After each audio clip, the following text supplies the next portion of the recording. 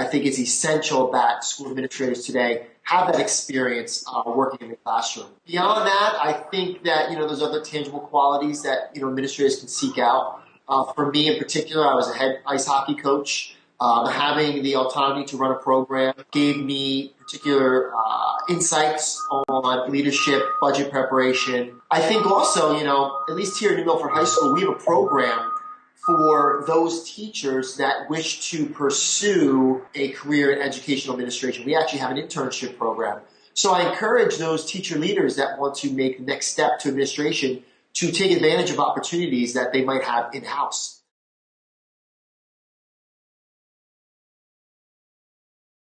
Not just important, I think it is of utmost importance. Obviously, you need a master's in administration to be qualified for the certificate. But I think that we lose clout and influence as administrators if we're trying to dictate to teachers or collaborate with them to help them improve if we haven't been in their shoes at some point in our careers.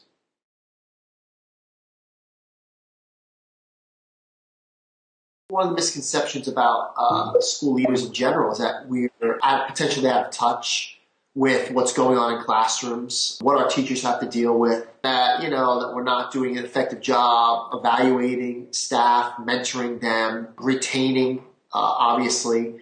And, I think, again, it comes back to that there's this perception of what is going on in schools, but the reality is that that's very far from the truth.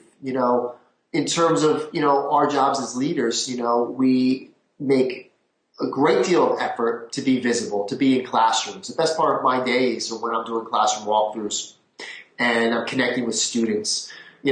So I think there's that misconception that school leaders are sitting behind a desk all day, that we're empty suits, that we're not a part of the school community or the culture.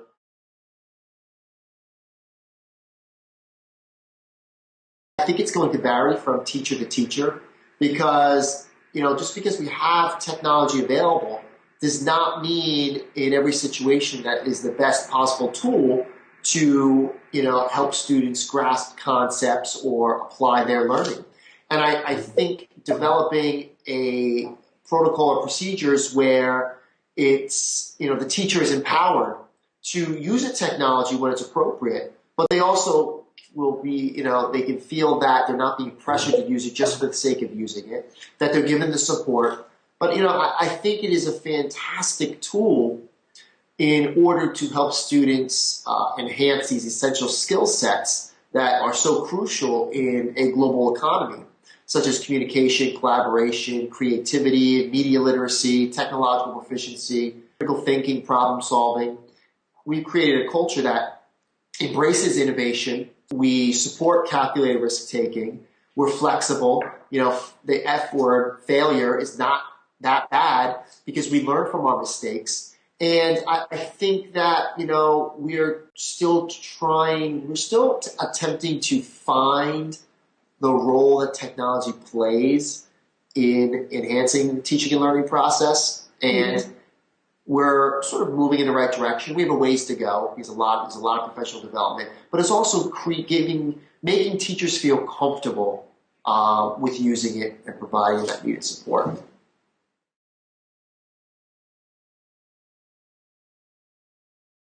One trend I see is, with current reform efforts, a focus on standardization. And I'm afraid that with all these accountability measures that are being put in place, that it really is going to reduce the amount of time that administrators have to get into classrooms, to have those conversations with students and with teachers and work with them. Because, from what I'm seeing and hearing is the amount of paperwork that it goes into these new accountability measures that many of us fear don't really give an actual depiction of student learning and growth. With budget cuts around the country, different schools, they're reducing administrative positions that are more or less in a support role, and leaders are having to assume not just a focus on instructional leadership, but also taking care of the discipline, the budget, everything that many of us do, but more pressure because of a reduction in force.